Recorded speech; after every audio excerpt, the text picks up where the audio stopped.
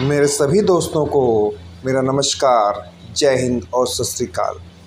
दोस्तों, प्रश्न उत्तरों की सीरीज को जारी रखते हुए आज के वीडियो में हम कलाकारों से संबंधित कुछ महत्वपूर्ण प्रश्न लेकर आए हैं, जिसमें आप सभी का स्वागत है।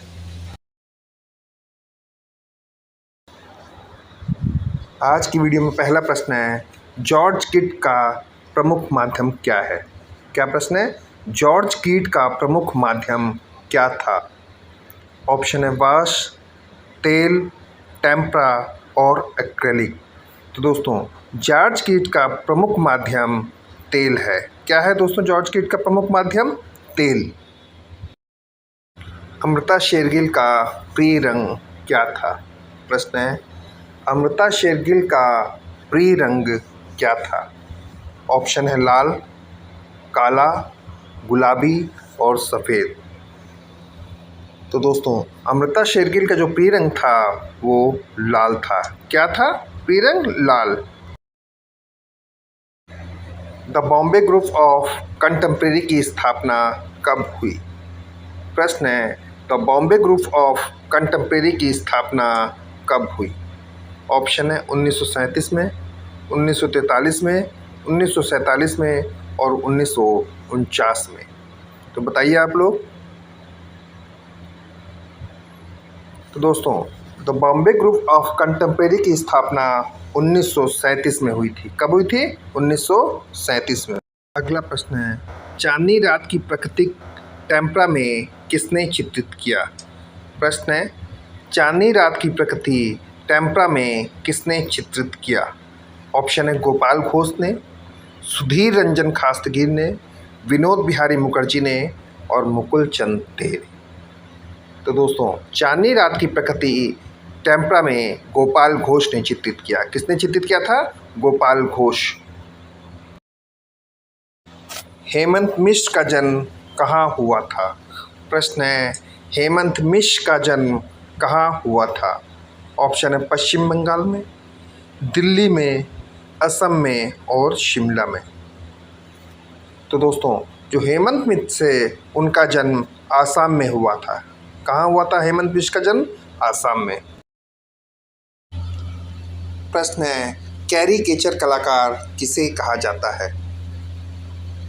कैरीकेचर कलाकार किसे कहा जाता है?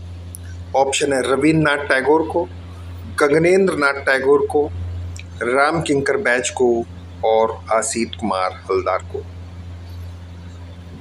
तो बताइए आप लोग किसे कहा जाता है?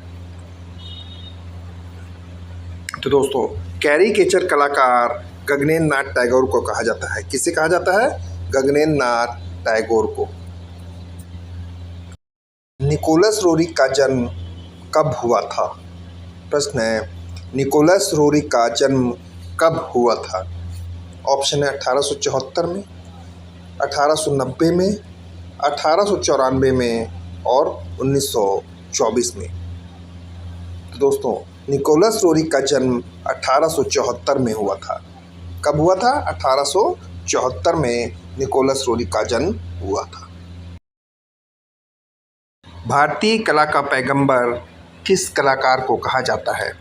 या भारतीय कला का पैगंबर किसे कहा जाता है? ऑप्शन है यामिनी राय, राजा रवि वर्मा, रविन्द्रनाथ टैगोर और B.C. सन्याल। तो दोस्तों, भारतीय कला का पैगंबर यामिनी राय को कहा जाता है। किसे कहा जाता है भारतीय कला का पैगंबर? यामिनी राय को। अगला प्रश्न है, ACA आर्ट गैलरी कहाँ स्थित है? प्रश्न है, ACA आर्ट गैलरी कहाँ स्थित है? ऑप्शन है न्यूयॉर्क में, लंदन में, दिल्ली में और बनारस में। तो दोस्तों, जो ACA आर्ट गैलरी है वो न्यूयॉर्क में स्थित है। कहाँ स्थित है ACA आर्ट गैलरी? न्यूयॉर्क में। भारत का सबसे बड़ा प्रभाववादी कलाकार किसे कहा जाता है? प्रश्न है, भारत का सबसे बड़ा प्रभाववादी कलाकार किसे कहा जाता है? ऑप्शन है सैलोज मुखर्जी, NS बेंद्रे, रणवीर सिंह बिष्ट और जहांगीर सबावाला। तो दोस्तों, भारत का सबसे बड़े प्रभाववादी कलाकार रणवीर सिंह बिष्ट को कहा जाता है? किसे कहा जाता है? रणवीर सिंह बिष्ट को। अगला प्रश्न है, अजंता कला मंडल पुस्तक किसकी है? प्रश्न है, अजंता कला मंडल प्रमुख पुस्तक किसकी है? ऑप्शन है नंदलाल बोस की, रविशंकर रावल की, आनंद कुमार स्वामी की और रामचंद्र शुक्ल की। तो दोस्तों, जो अजंता कला मंडल पुस्तक है वो रविशंकर रावल की है। किसकी है? रविशंकर रावल। जे.एम. अहिवासी किस लिए प्रसिद्ध हैं, या जे.एम. अहिवासी प्रसिद्ध हैं? ऑप्शन है भित्ति चित्रकार के रूप में, चित्रकार के रूप में, मूर्तिकार के रूप में और ग्राफिककार के रूप में। तो दोस्तों, जो जे.एम. अहिवासी हैं वो एक भित्ति चित्रकार के रूप में प्रसिद्ध है। किस लिए प्रसिद्ध है? भित्ति चित्रकार के रूप में।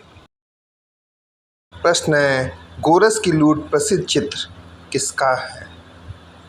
प्रश्न एक बार फिर से देख लेंगे। गोरस की लूट प्रसिद्ध चित्र किसका है? जे.एम. अहिवासी का, वाई.के. शुक्ल का, रविशंकर रावल का और राम गोपाल विजयवर्गीय का।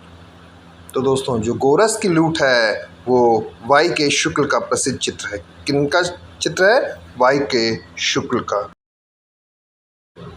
शांति निकेतन में कला भवन की स्थापना रविन्द्रनाथ टैगोर ने कब की? प्रश्न एक बार फिर से देख लीजिए। शांति निकेतन में कला भवन की स्थापना रविन्द्रनाथ टैगोर ने कब की? 1919 में, 1922 में, 1915 में और 1919 में।